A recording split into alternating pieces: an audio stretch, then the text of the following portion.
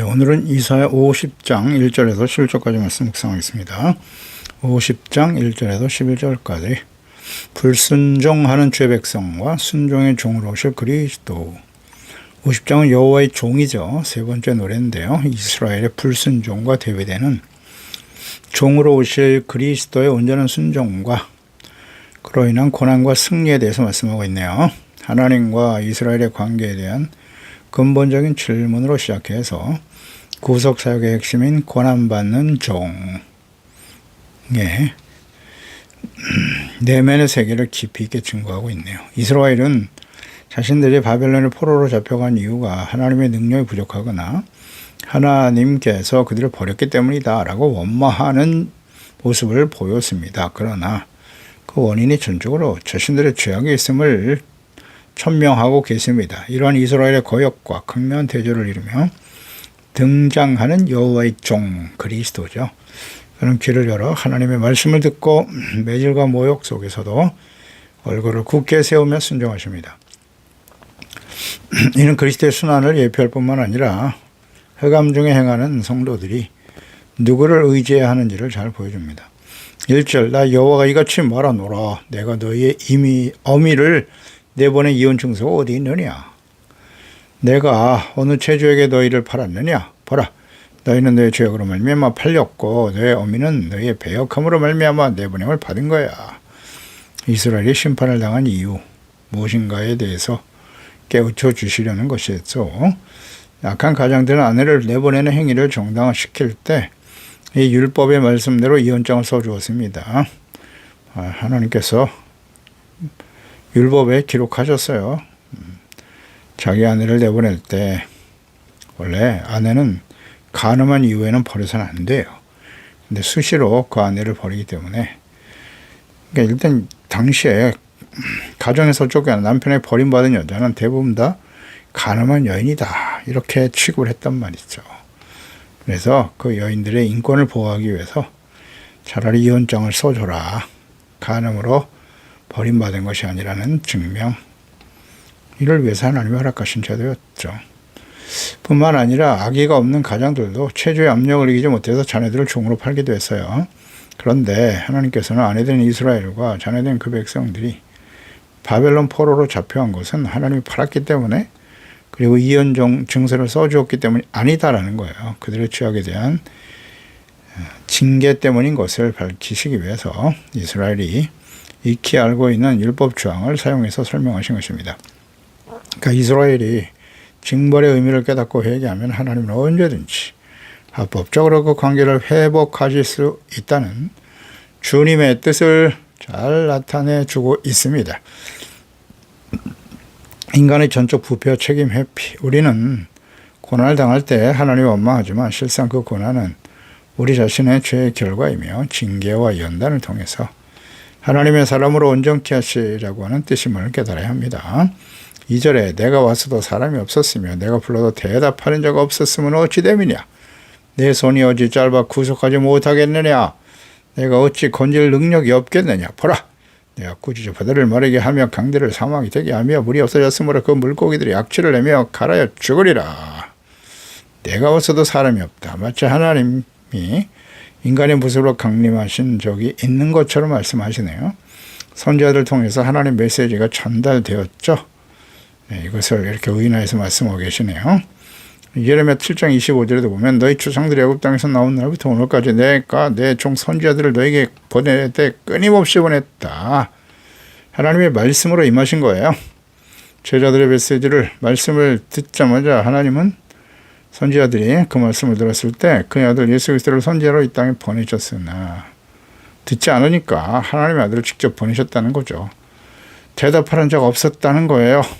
요한복음 1장 9절로 11절에 천빛 그 세상에 와서 각 사람의 빛에는 빛이 있었는데 그가 세상에 계셨으며 세상 그런 말미암아 지은 바 되었을 때 세상이 그를 알지 못하였고 자기 땅에 오매 자기 백성이 영접하지 않았다는 거죠. 빛으로 오신 그리스도를 영접하지 않은 이스라엘 언약의 백성들 그 예수님 십자가에 못 박아버리잖아요. 내 손이 어찌 짧아 건질 능력이 없겠느냐.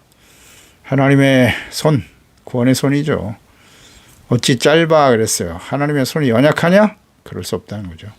이스라엘이 포로 잡혀왔고 수치스러운 생활이 지속되는 것은 하나님의 손이 연약하고 무능력하기 때문이 아니라는 거예요. 그들의 죄악에 대한 징벌의 기간이 아직 끝나지 않았기 때문이다. 그 의미를 제대로 이해하지 못하고 있어요. 이 사실을 모르는 우매한 이스라엘을 깨우치기 위해서 말씀하시는 것입니다.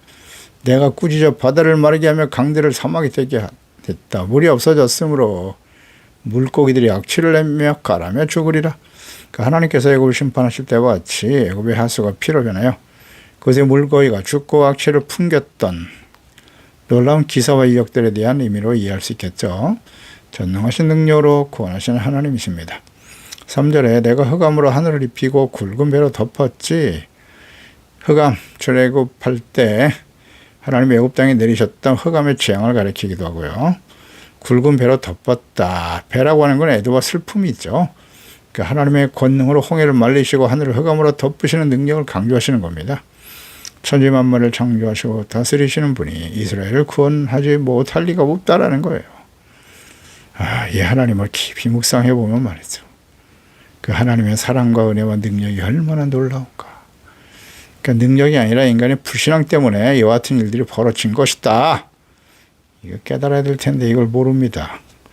우리도 하나님의 자녀, 예수 믿고 구원받아 하나님의 자녀가 됐으면 우리의 삶의 모든 것이 다 형통하고 잘되고 세상에서 부와 재물과 권력을 누리면서 건강하게 오래오래 잘 살아야 되는 거 아닌가? 근데 현실은 그렇지 않죠. 왜 그럴까요? 어렵지 않습니다. 출애굽 과정에서 구원을 베푸셨던 전능하신 하나님이 지금도 동일하게 역사하고 계십니다. 이스라엘의 영적 무감각, 영적인 무지, 그래서 깨우쳐 주시려고 하는 거예요. 오늘 우리도 마찬가지죠. 왜 우리에게 시련과 어려움이 다가오나요? 겸손하게 하시려는 거예요. 겸손. 그리고 죄를 버리고 거룩하고 의로운 경건한 하나님의 자녀를 회복시켜 주시기 위함 아니겠습니까? 모르면 안 됩니다. 우리가 예수 믿고 구원받았으니까 무슨 완벽한 자가 된 것처럼 착각하면 안 됩니다. 스스로 속이지 마세요. 4절 주 여호와께서 학자들의 혀를 내게 주사 나로 공고한 자를 말로 어떻게 도와줄 줄을 알게 하시고 아침마다 깨우쳐 주신다잖아요. 나의 귀를 깨우치사 학자들 같이 알아듣게 하시는 도다. 아멘입니다. 학자의 혀. 말씀을 전하는 여기서 보면 1인칭이거든요. 나로 공고한 자로 내게 주사 나로 공고한 자로 이 나는 누굴까요? 이사야 선지자인가요? 아니면 종으로 오실 그리스도이신가요? 이것은 예수께서 50장 6절을 인용해서 자신에게 적용시키셨어요. 예수님께서 50장 6절 말씀, 누가복음 18장이죠. 31장 32절에 예수께서 12 제자들을 데리시고 이르시되 보라 우리가 예루살렘으로 올라가노니 선지자들을 통하여 기록된 모든 것이 인자에게 응하리라. 인자가 이방인들에게 넘기자 희롱을 당하고 능력을 당하고 침뱉음을 당하게 했으며 따라서 여기서 나는 그리스도예요. 그리스도이심을 예수님께서 이 말씀 인용하셨거든요. 그리스도께서 철저하게 능력당하신다 그랬고요. 여호와로 인한 궁극적인 승리, 선지자 이사야와는 비교될 수 없는 그리스도에게만 정의될 수 있는 증거들이라고 할 수 있겠습니다. 학자의 혀를 주시고 학자들 같이 알아듣게 해주시고 학자, 히브리 림모드인데 가르침을 받는 자 있고 배우는 자, 제자 이런 의미도 있어요. 그러니까 예수 그리스도의 인성과 그분의 사역의 특성을 예언하신 말씀이기도 합니다. 그리스도는 스스로 말씀하지 않으셔요. 하나님께서 주신 말씀을 듣고 그대로 전하는 거예요. 선지자적 사명을 가지신 분이죠. 과거 선지자들이 그랬잖아요. 자기의 생각과 뜻을 전하면 안 돼요. 하나님의 말씀을 듣고 전해야 돼요. 그게 선지자입니다. 네. 그리스도께서는 기름 부음 받은 자 선지자로서의 사명을 감당하셨어요. 예수님은 하나님의 아들이시지만 스스로 말씀하지 않으셨다고요. 그분의 목적은 지식을 자랑하고 능력을 자랑하는 게 아니고 공관자를 긍휼히 여기고 불쌍히 여기고 도우시는 거예요. 아침마다 깨우치시되 그랬어요. 매일 말씀 묵상하고 기도하셨던 예수 그리스도. 예수님 기도하셨잖아요. 그때 하나님께서 말씀해 주시고 기름 부어 주심으로써 사역을 감당하셨죠. 예수님은 철야 기도하시고 새벽 일찍 일어나 기도하셨던 분이세요. 요한복음 14장 10절에 내가 아버지께 내가 아버지 안에 거하고 아버지 내 안에 계신 것을 너희가 믿지 아니하느냐. 내가 너에게 이르는 말은 스스로 하는 것이 아니야. 예수님이 말씀하신 거예요. 내 스스로 말하는 게 아니고 아버지께서 내 안에 계셔서 그의 일을 하시는 것이다. 요한복음 17장 8절에 나는 아버지께서 내게 주신 말씀들을 그들에게 주었어요. 이렇게 기도하고 계시잖아요. 아버지께서 내게 주신 말씀들을 그들에게 주었다. 그들은 이것을 받고 내가 아버지께로부터 나온 줄을 참으로 아오며 아버지께서 나를 보내신 줄도 믿어 싸움나이다. 그렇습니다. 말씀이 곧 하나님이 임하시는 거예요. 우리 가운데 말씀이 임했다. 하나님이 임하신 거예요. 그러니까 성경 말씀, 오늘날 하나님께서 우리에게 직접 말씀하실까요? 그러실 필요 없습니다. 성경에 완벽한 하나님의 계시, 하나님의 말씀 같으시 다 나타나 있어요. 그래서 오늘날 성경 이외에 다른 말씀 하시지 않아요. 뭐 예수님도 보세요. 예수님께서 하셨던 모든 가르침과 그 말씀들이 구약 성경의 하나님 말씀과 다릅니까? 아니요. 그렇습니다. 그래서 하나님께서 자신을 계시하여 말씀하신 선지자를 통해서 말씀하신 구약 성경, 하나님의 아들 그리스도를 보내셔서 이 땅에 오셔서 친히 가르치시고 말씀하셨던 신약 성경, 그의 제자들과 사도들이 성령에 감동되어 전파하고 기록한 말씀들 다른가요? 동일해요. 그래서 완벽한 계시이기 때문에 성경 이외에 다른 말씀 하지 않으세요. 그러니까 보세요. 과거에 선지자들이 하나님의 말씀을 직접 듣고 하나님과 교제가 있어야 돼요. 하나님의 성령을 부어주셔야 되는 거예요. 부어주셔서 하나님과의 교제를 통해서 하나님의 말씀을 듣고 그대로 전하는 거예요. 그게 선지자예요. 예수님께서도 그러셨어요. 하나님의 아들 그리스도도. 그러니까 오늘날 우리가 하나님의 말씀을 가르치고 전하는 일에 있어서 이제는 과거에는 구약 성경 특별한 자들에게 하나님의 기름을 부어 그랬잖아요. 성령을 보내주셔서 감동하여 그 일을 감당하게 하셨는데요. 내가 말세에는 남중과 여종에게 젊은이든지 늙은이든지 남녀노소 불문하고 내가 하나님의 영을 부어줄 것이다. 예수님께서도 부에서 성령을 약속하셨잖아요. 이제는 모든 사람에게 성령이 마시는 거예요. 누구든지 이제 하나님 말씀 앞에서 말씀 묵상하고 기도하고 그때 성령이 임하셔서 말씀을 깨닫게 하시고 듣게 하시고 순종하게 하신다는 거죠. 하물며 하나님의 말씀을 가르치는 목사가 되는 사람들이 말입니다. 인격적으로 예수님을 하나님을 만난 적도 없고 성령으로 겁나지 못한 사람이 어떻게 목사가 되겠어요? 있어서는 안 돼요. 절대 그래서는 안 되는 일이에요. 5절에 주 여호와께서 나의 귀를 여셨으므로, 그러니까 우리는 성경 말씀을 통해서 오늘 하나님 말씀을 들을 수 있어야 돼요. 다른 말씀 필요 없습니다. 내가 거역하지도 아니하며 뒤로 물러가지도 아니하며 나를 때린 자들에게 내 등을 맡기며 나의 수염을 뽑는 자들에게 나의 뺨을 맡기며 모욕과 침뱉음을 당하고 내 얼굴을 가리지 아니하였느니라. 이 말씀을 보면 여기서 나가 그리스도의 말을 쓰겠죠. 그리스도께서는 하나님께 두신 십자가를 통한 구원의 완성을 위해서 거역하지도 않으시고 뒤로 물러가지도 않으셨다는 거죠. 죽기까지 복종하셨어요. 강요의 의사가 아니죠. 사랑으로 그 십자가의 고난을 묵묵히 참고 인내하셨던 것입니다. 그래서 이 말씀들은 마태복음 26장, 27장의 그리스도의 고난 내용과 완벽하게 일치합니다. 이는 그리스도의 세속적 고난에 대한 명백한 예언의 말씀이죠. 수염 뽑고 침 뱉는 행위, 당시 극도의 수치심을 주는 행위죠. 그리스도는 고난의 십자가와 죽음을 하셨고 피하지 않으셨어요. 묵묵히 그 길을 가십니다. 이것은 이스라엘의 거역과 대조되는 완전한 순종의 본을 보이신 것입니다. 마태복음 26장 42절에 다시 두 번째 나아가 기도하여 이르시되 내 아버지여 만일 내가 마시지 않고는 이 잔이 내게서 지나갈 수 없거든 아버지의 원대로 되기를 원하나이다. 겟세마네 기도잖아요. 십자가를 지시기를 위해서 순종으로 기도하시는 예수님. 7절에 주 여호와께서 나를 도우심으로 내가 부끄러워하지 아니하고 내 얼굴을 부시돌같이 굳게 하였으므로 내가 수치를 당하지 아니할 줄 아노라. 십자가의 고난을 통해서 영광에 이르게 될 것을 아시고 부활의 영광이죠. 자신에게 퍼부어지는 모든 모욕과 인내를 이겨내셨다는 거예요. 내 얼굴을 부시돌같이 굳게 했다. 즉 성경에서 보면 마음, 이마, 얼굴 따위를 굳게 한다는 표현으로 부시돌을 종종 사용했죠. 그러니까 이것은 긍정적인 의미도 있고 부정적인 의미 모두 사용되는데 여기서는 긍정적인 의미로 사용돼서 부여된 사역과 사명, 어떠한 고통이 따르더라도 끝까지 완수할 것이다 라는 각오를 보여주는 것입니다. 에스겔서 3장 8절 9절에도 보면 보라 내가 그들의 얼굴을 마주보도록 내 얼굴을 굳게 하였고 그들의 이마를 마주보도록 내 이마를 굳게 하였으니 내 이마를 화석보다 굳은 금강석같이 하였다. 그들이 비록 반역하는 족속이라도 두려워하지 말며 그들의 얼굴을 무서워하지 말라라고 말씀하시죠.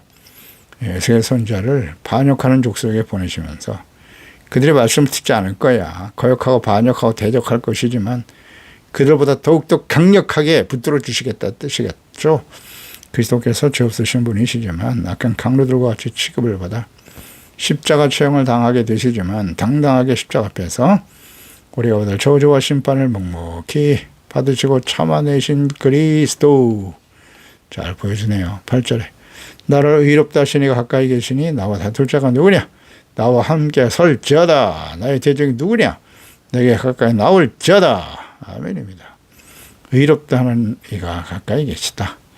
의롭다 하심이란 죄인을 의롭다는 칭의를 가리키는 것이 아니라 법적인 의미에서의 하나님께서 메시아의 의롭고 죄 없으신 품성을 그대로 인정하고 드러내는 것을 가리키는 거예요. 우리는 죄와 허물 가운데 죽었던 우리들을 의롭다고 여기신 것은 칭의예요. 우리는 원래 의롭지 않아요. 근데 예수 그리스도를 믿고 회개하고 예수 그리스도를 믿을 때 의롭다고 인정해 주시는 것이지만 예수 그리스도는 어때요? 죄가 없으신 분이에요. 그분이 하나님의 아들 그리스도이십니다. 그러니까 그리스도의 사역 과정에서 이 사실이 잘 나타나 있죠. 예수께서 세례를 받으실 때 하늘에서 하나님의 음성이 들렸어요. 마태복음 3장 17절이죠. 하늘로부터 소리가 있어 말씀하시되 이는 내 사랑하는 아들이요 내 기뻐하는 자라. 하나님의 아들은 죄가 없으신 분이에요. 또 그가 행하신 기적을 통해서 예수 그리스도를 심문했던 빌라도의 고백을 볼까요? 누가복음 23장 14절이죠. 이르시되 너희가 이 사람이 백성을 미혹하는 자라 하여 내 끌고 와 또 다 보라. 내가 너희 앞에서 신문했는데 너희가 고발한 일에 대해서 이 사람에 대해 죄를 찾지 못했다라고 말씀했어요. 증거하고 있죠. 십자가 사건을 목격한 로마의 백부장. 누가복음 23장 47절에 백부장이 그 된 일을 보고 하나님께 영광을 돌리며 이르되 이 사람은 정령 의인이었도다. 이방인에 의해서 증거하셨죠. 의인이라고. 죄가 없다고. 나의 대적이 누구냐? 누가 재판의 주인이냐라는 거죠. 나의 의로움을 인정하지 않고 나의 불의함을 선고하기 위해 재판을 걸어온 자가 누구냐라는 뜻이에요. 누가 재판을 걸어봐도 결국 그리스도 자신의 의로움으로 인정을 받는다라는 확신이 담겨 있는 것이죠. 그리스도는 죄가 없으신 분이에요. 히브리서 4장 15절 우리에게 있는 대제사장은 우리의 연약함을 동정하지 못할 리가 아니요 모든 일에 우리와 똑같이 시험을 받으신 이로되 죄는 없으시니라. 아멘입니다. 9절에 보라 주 여호와께서 나를 도우시리 나를 정죄할 자가 누구냐? 보라 누가 정죄하겠나? 그들은 다 옷과 같이 헤어지며 조명이 그들을 먹을 것이다. 하나님께서 함께 하시며 도우시는 그리스도를 그 누구도 정죄할 수 없습니다. 대적하는 자들은 모두 옷이 헤어지는 것과 같이 죄로 인해서 모두 사망에 처할 존재들이지만 그리스도의 십자가 대속연으로 구원받은 죄 자녀들에게도 예수 그리스도와 같이 의롭다를 얻는 놀라운 은혜가 주어진다는 사실이 있죠. 네. 하나님이 택하여 부르셨고 자기 아들 아끼지 아니하시고 우리의 모든 사람을 위하여 내어주시니까 어찌 아들과 함께 우리 모든 것을 주지 않겠느냐. 부르신 그들을 의롭다 하시고 의롭다 하신 그들을 또 영화롭게 하셨다고 하셨거든요. 10절에 로마서 8장이죠. 10절에 너희 중에 여호와를 경외하며 그의 종의 목소리를 청종하는 자가 누구냐 도대체. 흑암 중에 행하여 빛이 없는 자라도 여호와 이름을 의뢰하며 자기 하나님께 의지할지어다. 여호와를 경외하며 그 종의 목소리를 청종하는 자가 누구냐. 하나님을 경외하는 자. 말씀을 듣고 지켜 순종하는 거죠. 그리스도를 믿고 따르는 자들에 대한 권면인데요. 그리스도를 믿고 따르는 자들은 그리스도와 함께 고난도 받아야 되겠죠. 마태복음 5장 10절 의를 위해서 박하를 받는 자는 복이 있습니다. 의를 위하여서 천국이 저의 것임이라고 말씀하셨어요. 흑암 중에 행하며 빛이 없는 자라도 그랬어요. 여러 가지 시련과 어려움을 당하지만 십자가에서 죽으신 그리스도는 죄가 없으신 분이에요. 흑암 중에도 행하여 빛이 없는 자라도 여호와의 이름을 의뢰하여 하나님께 의지할지어다. 그렇습니다. 의를 행하면서 고난과 고통과 박해의 어두움 가운데 다닐지라도 하나님의 음성을 듣고 청종하며 순종하는 하나님을 경외하는 자가 되라. 예수님이 바로 그런 분이셨다는 거죠. 고난을 당하는 것, 흑암 중에 행하여 빛이 없는 자라도 고난 당한다는 뜻이겠잖아요. 로마서 8장 17절에도 자녀이면 또한 상속자고 하나님의 상속자고 그리스도와 함께 한 상속자니 우리가 그와 함께 영광을 받기 위해서 고난도 함께 받아야 된다. 그러니까 고난 당하는 자, 의인, 주의 자녀들에게는 그들에게 주는 위로의 말씀이기도 하는데요. 이길 수 있는 방법이 뭐라고요? 여호와의 이름을 의뢰하라. 자기 하나님께 의지할지어다. 예수님께서도 하나님의 아들이셨지만 죽은 자 가운데 다시 살려내신 것과 같이 그리스도를 하나님을 믿고 의지해야 된다는 사실이에요. 하나님을 믿고 의지하라. 여호와의 이름을 의뢰하며 하나님을 의지하라. 그 의미가 무엇일까요? 하나님을 의지한다는 건 뭐죠? 신명기 30장 20절에 내 하나님 여호와를 사랑하고 그의 말씀을 청종해라. 또 그를 의지하라. 이렇게 나와 있죠. 하나님을 의지하는 것은 주님을 사랑하고 말씀을 지켜 순종하는 거예요. 그게 하나님을 의지하는 겁니다. 그는 너의 생명이시고 장수가 되시고 여호와께서 내 조상 아브라함과 이삭과 야곱의 주라고 맹세하신 땅에 거주하게 하시는 분이 있다. 이걸 잘 묵상하세요. 시편 115편 9절에도 이스라엘아 여호와를 의지하라. 그는 너의 도움이고 방패가 되시는 분이야. 우리는 무엇을 도움으로 삼고 여기며 살아가고 있나요? 우리 삶을 지켜줄 방패가 무엇이라고 생각하시나요? 네. 오늘날 세상 사람들은 뭐예요? 돈이면 다 되죠. 네. 그래서 돈이 방패라고 생각해요. 권력, 명예 이런 걸 방패라고 여기잖아요. 나의 삶을 안전하게 지켜줄 거라고. 하나님을 의지하고 계십니까? 아니면 재물, 인간의 지혜와 지식 능력? 하나님이 없는 사람들이 당연히 그럴 수밖에 없지만 그게 없으니까 불안해하는 거 아니에요. 세상 사람들이 가지고 있는 힘과 능력을 갖고 있지 못하다는 거잖아요. 재물도 없고 그러니 불안하고 미래에 대해서 막연한 불안감에 사로잡혀 살아가는 거죠.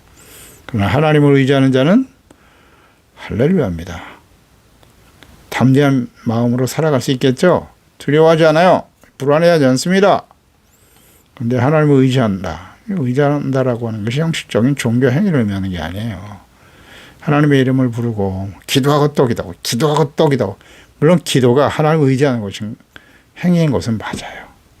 하지만 말씀을 청종해야 되잖아요. 하나님을 사랑하고 청종하지 않으면서 아무리 부르짖어봐도 소용없어요. 그러니까 마음이 불안하죠. 기도하면서도 의심이 가득하고 11절 보라 불을 피우고 횃불을 둘러 띈 자여 너희가 다 너희 불꽃 가운데로 걸어가면 너희 피움 횃불 가운데로 걸어갈지어다. 너희가 내 손에서 얻을 것이 이것이다. 너희가 고통이 있는 곳에 누우리라 눕게 될 것이다. 불을 피우고 횃불을 둘러 띈 자, 둘러쌀 불을 지피는 자라는 뜻이 있는데 여기서 불이라고 하는 것은 불꽃, 섬광을 의미하는데 지속적으로 타는 것이 아니라 잠시 광채를 내지만 곧 쓰러지는 불꽃을 의미하는 거네요. 그런 의미인데 이는 인생 여정의 역경을 만날 때 자신의 보잘것없는 인간의 지식과 능력으로 그것을 해결해 보려고 애쓰는 어리석은 자들의 모습을 뜻하는 거예요. 하나님 말씀보다는 세상의 지혜와 사상과 철학, 경험, 종교, 우상 등을 의존하려고 하는 어리석음, 이들은 결국 그 의존하는 것으로 인해서 멸망하고 맙니다. 이것은 마치 빛과 열기를 기대했던 불이 심판의 불이 되어 삶을 불태우게 될 것이라는 뜻이겠죠.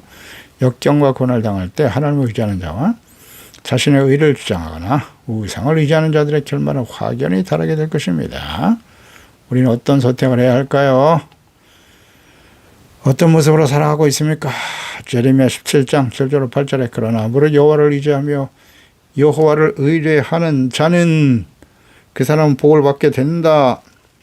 그는 물가에 심어진 나무가 그 뿌리를 강변에 뻗치고 더위가 올지라도 두려워하지 않는다. 그 잎이 청청하여 가물은 해도 걱정이 없고 결실이 그치지 아니함 같으리라. 아멘입니다. 그렇습니다. 하나님 아버지, 오늘도 주의 말씀 묵상합니다. 하나님의 음성을 들을 수 있도록 깨우쳐 주시고 인도해 주심을 감사합니다. 이 말씀을 듣는 저희들 하나님의 성령께서 우리 가운데 기름 부어 주소서. 하나님이 보내실 예수 그리스도를 통해서 우리가 죄사함 받고 이롭다므로도 영광스러운 하나님의 자녀가 되어 살아간다고 하는 것은 얼마나 복되고 소중한 일인가요? 과거의 이스라엘 백성들을 거기서 구원하신 같이 예수 그리스도 하나님의 아들을 직접 보내셔서 우리에게 구원과 생명의 은혜를 베풀어 주신 것을 감사드리옵나이다. 예수께서 그렇게 우리에게 본을 보이신 것처럼 늘 하나님의 말씀을 듣고 그 말씀을 그대로 전하셨죠. 또 끊임없이 기도하며 성령의 인도하심을 따라 사역을 감당하셨던 주님을 묵상합니다. 저희들도 끊임없이 깨어 기도하고 성령님의 인도하심을 따라 의와 거룩함과 진실함으로 주의 영광의 빛을 나타내는 저희들이 될 수 있도록 주여 도와주시기를 기도드립니다.